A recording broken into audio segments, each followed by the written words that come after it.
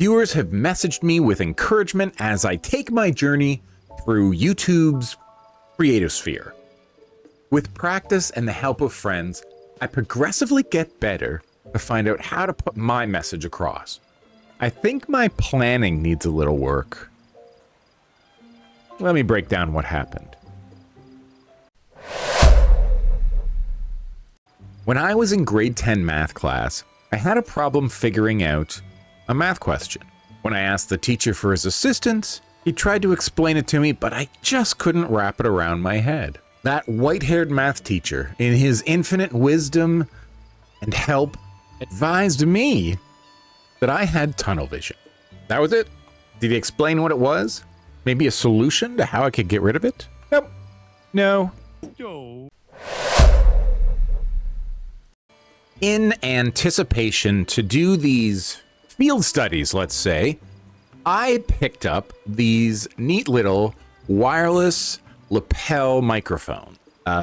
They clip on real easy, have a receiver that connects to your phone. The thing is, in order for them to work, you gotta press this little power button here.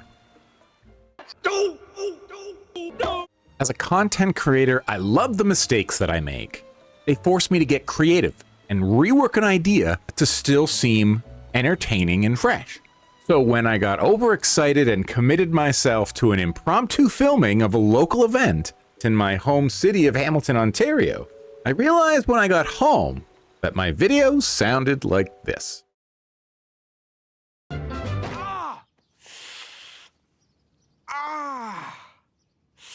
Hi, I'm Dayglow80, and I'm gonna salvage all the video I collected so we can take a look at the 6th annual Hamilton Game Swap presented by Dorkalicious.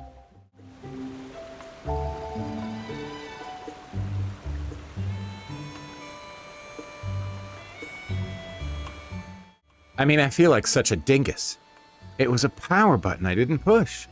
A simple power button. All that video and sound and those interviews. I did interviews. Well, let's see what I can salvage. We'll take a look at some of the trades I made, because next time, if I've got a camera person with me, maybe we can get that footage too. So Hamilton GameStop took place on Saturday, June 24th, 2023.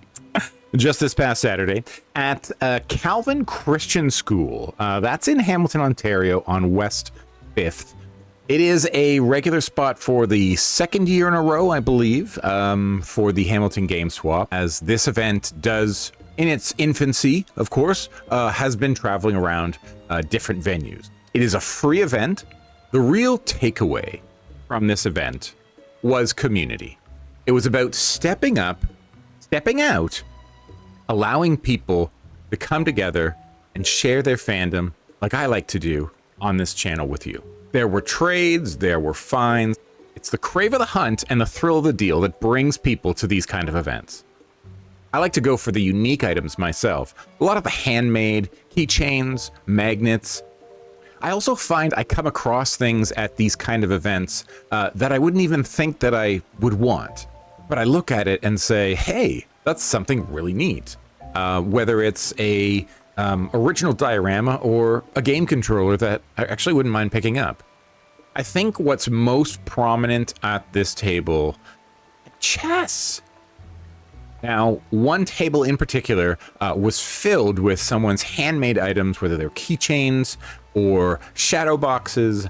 There was a shelf that this guy made. Fantastic. It looked really good. Look at some of the titles that these collectors are grabbing. I tried to do some close-ups of some titles that were available, just to get an idea of what kind of content you could expect vendors to have at these kind of events. So we've got some NES games, we've got some Sega Genesis, Sega Mega Drive, we've got N64, Super Nintendo, plenty of Game Boy Advanced, plenty of Game Boys. As you can see, it's a fun event where people can get together at a very local space. I remember going to plenty of bazaars and bake sales and all that, high school gyms just like this one. There's a lot of great collections people have built up when I look back on all of this soundless footage, and they all have different avenues that they're coming from. They have different intentions. Some of them are here for a new experience. Some of them are here to grab a few dollars. If you were in the Hamilton area this past weekend, maybe you saw some of the signs that went up directing people to the school. I would have to say this is definitely a place where I've seen the most unique items before. I don't see this level of rarity when it comes to this stuff. But there is a video game table that they have set up, which was really nice, with original Xboxes, N64s, original NES systems. There was one table that even had a Dance Dance Revolution pad. Some guy was walking around with a really old console. I think he wanted like $1,500 for it. This is Lydia Greenlee. She is the organizer of the Hamilton Game Swap for 6 years running. With the help of her husband, Kenneth.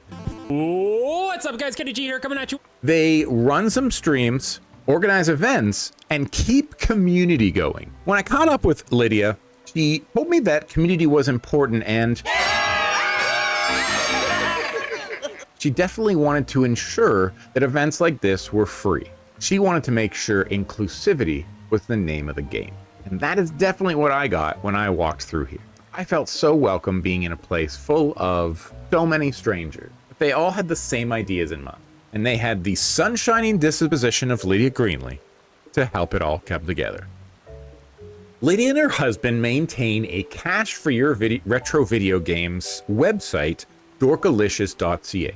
Through that website, they inform their fans of upcoming events that they also organize to build up that community. Aside from the Hamilton Game Swap, Dorkalicious also organizes Hamilton Anime Club and a plus-size clothing swap that'll be happening later next month. The Dorkalicious name hosts a larger Dorkalicious community that spans across YouTube, Twitch, and the surrounding Hamilton area. If you're into anime and retro gameplay, why don't you check out Lydia on Twitch Tuesdays and Thursdays between 7 p.m. and 10 p.m. Or you can check out some of her videos on YouTube. Descriptions of both will be in the description box below. So meeting Lydia was great, but I also got a chance to speak to some of the vendors at this event before I decided to get into on the trades. This is Phil. This is Phil's first time here. He had a bunch of things in his collection and he thought, maybe he could make some money. In fact, he had quite a bit of good things in his collection. There was a really good array of Castlevania items, such as 3 figurines and the limited edition full Castlevania Anniversary Edition that has the light up box that plays the theme music, has the steel book, everything in there. Very exciting. A Neo Geo Mini, which grabbed my attention. Did not grab my pocketbooks. But I'm hoping to see Phil next year so I can grab that Neo Geo Mini if he still has it. Other than that, he had a really nice collection of games, of a Mario Kart, Yoshi, which I really also had my eyes on, a Super Mario Brothers Tic-Tac-Toe set, which I also had my eyes on. But the one thing he really wanted to focus on was community. But it was really nice. He was very accommodating and very kind to like come and have an interview with me. Next, we chatted with John and Caitlin as they sell their collectibles and art. It's a great idea for artists to have collectibles, to come to these kind of events, draw people into their booth, and show off some of the fan art that they've been able to create. Caitlin and John had a really unique looking booth. They didn't have an overabundance of stuff, but what they did have grabbed everyone's attention going by. I saw a Duke and Duchess of Sussex Funko Pop. They also had a variety of other Funko Pops and Star Wars memorabilia, as well as a really nice Razer Diva headset. Some really nice collectible items, things I've never seen before, like a fold-out Switch sensor. But Caitlin makes these little keychains and magnets that are perfect for all your little fandom dedication. You've got the little controllers, we've got Mickey Mouse ears. I had such a joy talking to John and Caitlin about them showing up. It was just so much fun. And again, I had that feeling of community. So there was togetherness. There were plenty of trades to be had, and I had a great time. But wasn't just the people that got me revved. I had an ulterior motive that I wanted to try my hand at for the first time, game trading. So when I went in with a pile of DS games. Then lo and behold, I had a small little fortune going on there, but it financed a really nice haul of some really nice items. I'm going to give you a look of some of the things that I picked up at the... starting with some of the more handmade items. Handmade, crocheted little one-up. I'm always a fan of the Mario dedications, I guess, is the best way to say it. And then next to it, I saw, of course, a Boo. He is super cute. I couldn't say no to this guy either. It matches kind of a bigger one that I have. And then, of course, to keep my coffee mug warm, you always need the power of the Triforce. So that was always nice. You know, little $5 items. Easy stuff to pick up while you're browsing the games. It's really nice, really nice. So then I mentioned that there was a guy who had a table with shadow boxes, and I saw one up front. You may have caught it on the video earlier, but I couldn't say no to this beautiful, old school dedication to Donkey Kong himself. We've got a little Mario. I mean, it's a little cut out, and it's pieced together, but it's done with so much love and care that I couldn't say no. I'm like, this is just adorable. So I'm definitely going to hang this up behind me. Keep an eye out for this in the next video. And so the final handmade item is a Sega Genesis controller made by Caitlin at J&K Collectibles and Art. I really enjoyed this controller, and it was just so nostalgic to put that on my keychain. I can't wait. It's going to be so good. I love that one. All right, so let's get into the games that I've picked up. I don't even remember what order I got these in, so I'm just going to go in the most order of random to relevant to the most fun I've had so far. And so random is going to start off. I think I came across this and Batman 3 Beyond Gotham for the 3DS. I think I just like the idea of playing it with the 3D on. Next, I found Sonic Classic Collection. This I just saw off to the side, and I'm like, why not have 4 Sonic games on the go? That's not necessarily my Switch. So, you know, that's cool. That was just like an impulse thing. But then I found the perfect additions to my Legend of Zelda collection. Majora's Mask 3D. This was definitely a targeted trade to pick up. That, and I believe I picked it up with Sonic, possibly, in with the trade. So this was really good. Wanted to get the 3D version of this to add to my collection. And, of course, I did enjoy this on the Wii U as well, but I thought, again, this would be really cool in 3D to play. And so I picked up Hyrule Warriors Legends. So I'll have fun unlocking all of the characters one more time. And then I think this was in with the trade as well, is... Oh, no, never mind. I bought this at the last minute as the entire swap was closing up. I think the guy took $10 off the price, and it was good enough for me. Shredder's Revenge.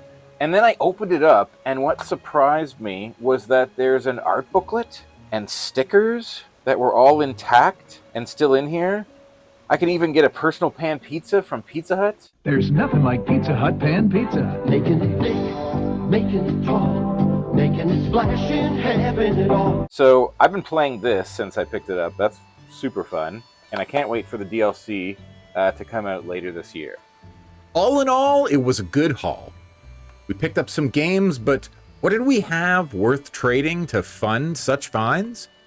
I brought a few little games that I wasn't sure if anybody would be interested in, like Nickelodeon's SpongeBob's Raw for Life or something, Crossword DS, Sonic Colors, some games I really wasn't interested in. But I did find one station that was willing to deal with such a beginner as myself. I found a nice gentleman who was looked at some games that caught his attention, and I think he gave me a fair price. First up, Hotel Dusk, Room 215. I didn't play this game. This is a mystery novel point-and-click game. Looked unique. It looked like something that you wouldn't see too often. So I thought, maybe roll the dice. So he grabbed that. Next was Resident Evil Deadly Silence. I didn't really give this game the credit it deserved. I think I could have kept it if I was more into the Resident Evil series, but I'm not. It doesn't really resonate with me. From what I understand, this is the 10th anniversary of the first one for the DS. Someone at the booth really wanted it, so I thought, all right, that's a good one to get rid of. Next up, we had Yu-Gi-Oh! World Championship 2010 Reverse of Arcadia. I watched a few Yu-Gi-Oh! Episodes, but I know nothing about the games. However, when I did open it, there were 3 of the original cards that came with it in their sealed package, so maybe some extra cha-chings there. And finally, I knew this would be worth something. I don't think I anticipated how much, but I had Pokemon Pearl Edition. Yes. I guess Pokemon sells no matter where you go, and I guess I should be on the hunt for it a little bit more. All in all, these 4 games fetched me about $200 Canadian, which funded everything else you saw before. So not a lot of booths had specific names or companies attached to them. I want to thank that booth for their kindness and their patience with me. Well, that's going to do it for another episode. Wow, episode 8 already. I can't believe it. I've been having so much fun. I hope you have too. If you like the content you see here, like, subscribe, hit the bell notification to find out more. I want to thank the Hamilton Game Swap, Dorkalicious, and Lydian Ken for letting me film and walk around and cause chaos during their great event. I want to thank J&K Collectibles and Art for talking to me. And Phil, I'll see you next year with what you've got to sell. I'm Dayglow80, and I'll catch you on the next video, eh?